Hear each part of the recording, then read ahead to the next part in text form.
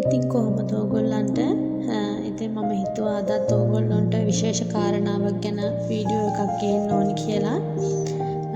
ඇත්තටම මම මේ කතා කරන දේවල් මගේම අත්දැකීම් විතරක් නෙවෙයි, සමාජය මම ආශ්‍රය කරනකොට මම ආශ්‍රය කරන මිනිස්සුන්ගේ ගොඩාක් මේ සමාජ මාධ්‍යවලත් අපි දකින දෙයක් තමයි ආදරය නිසා හුඟක් කට්ටිය විඳවනවා.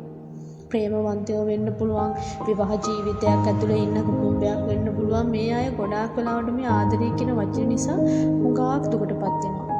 හුඟක් ප්‍රශ්නවල පැටලෙනවා. සමහර කට්ටිය විවාහ ජීවිතේ නැති කරගන්නවා, ප්‍රේම සම්බන්ධතා නැති කරගන්නවා. ඉතින් මම අද කතා කරන්න ඕගොල්ලෝ තම්බනේල් එකේ දකින්න ඉතින් මම මොකද්ද කතා කරන්න කියලා. අද මම කතා කරන්නේ කවුරු හරි දෙන්නෙක් වෙන් වුණාට පස්සේ ඒගොල්ලන්ට ඔයාලා දෙවෙනි අවස්ථාවක් දෙනවද? ආපහු ඔයාගේ ජීවිතයට එන්න එයාට දෙවෙනි අවස්ථාවක් දෙනවද? මේ දෙවෙනි අවස්ථාව දෙන්න එයා ඇත්තටම සුදුසුද කියන කාරණාව ගැන තමයි මම අද කතා කරන්නේ. විශේෂයෙන්ම මේ දෙවෙනි අවස්ථාව දෙන්න සුදුසු පුද්ගලයා හොඳට කල්පනා කරලා බලන්න ඔයා ඇත්තටම එයාට දෙවෙනි අවස්ථාවක් දෙන්න සුදුසුද කියලා. මොකද ඔයාත් ඔයා ආදරය කරන කෙනාට සමහර වෙලාවට දෙවෙනි අවස්ථාවක් දෙනවා නම් සමහර විට ඒක ඒ අයගේ තුවක්කුවට දෙන අමතර උණ්ඩයක් වගේ වෙනවා කියලා ඔයා දන්නවද? මොකද එයාලට පළවෙනි පාර මග යනවා. ඔයාව මිස් වුණා. සහ භයානකම දේ තමයි දෙවෙනි වතාව ඒ අය එන්නේ ගොඩාක් ස්මාර්ට් විදිහට.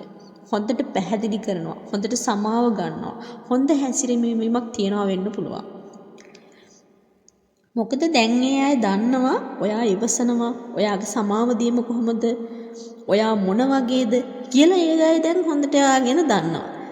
සමාව දීම ඇත්තටම හරිම ලස්සන දෙයක්. නමුත් සමාව දීම හැම වෙලාවෙම ඔයාට ලං වීමට හොඳ ප්‍රවේශයක්. අන්න ඒක හොඳට මතක තියාගන්න කට්ටිය. ඔයාට කාට හරි ආදරය කරන්න පුළුවන්. තව දුරටත් ඒ අයට සමීපත්වයට සුදුසුද කියලා හිතන්න. මොකද සමහර අයට තව එක අවස්ථාවක් ඇති ඔයාට මුළු ජීවිත කාලයටම හොඳ පාඩමක් උගන්වන්න.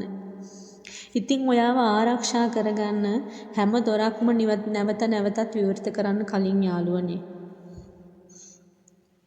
අනිත් හොඳම දේ තමයි මේ දෙන අවස්ථාව ඔයාගේ ජීවිතේ වටිනාම අවස්ථාව කියලා මතක තියාගන්න. දෙවෙනි වතාවටත් ආයෙත් පාඩමක් ඉගෙන ගන්නවාද? ඇත්තටම එයා දෙවෙනි අවස්ථාවක් දෙන්න සුදුසු කෙනෙක් නම් එහෙම අවස්ථාව දුන්නට කමක් නැහැ. ඒත් එයා ඇත්තට මේ දෙවෙනි අවස්ථාවට සුදුසු නැත්තම් එක වතාවක් නෙවෙයි 100 වතාවක් වුණත් හිතලා බලලා ඒ තීරණය ගන්න. ඉතින් ඔයාලට හිතෙනවා නම් මගේ වීඩියෝ එක හොඳයි කියලා මගේ channel එක subscribe කරන්න. මොකද මම ඉදිරියේදී බලාපොරොත්තු වෙනවා මීට වැඩිය සම්බන්ධතා ගැන මම මේ ඉගෙන ගන්න දේවල් අනුව ඔයාලට කියලා දෙන්න දීර්ඝ විදිහට වීඩියෝ කරන්න මම බලාපොරොත්තු වෙමින් ඉන්නවා මේ ගැන කතා කරන්න. වීඩියෝ එක හොඳයි කියලා හිතෙනවා නම් ඔයාලට යම්කිසි දෙයක් මේකෙන් තේරුම් ගන්න පුළුවන් වුණා නම් මගේ channel එක subscribe කරලා like කරලා කමෙන්ට් එකක් දාලා share කරලා තියාගන්න. හොඳයි කියලා හිතනවා නම් විතරක් මගේ channel එක subscribe කරන්න. ඉතින් සුබ දවසක් ඔයාලට.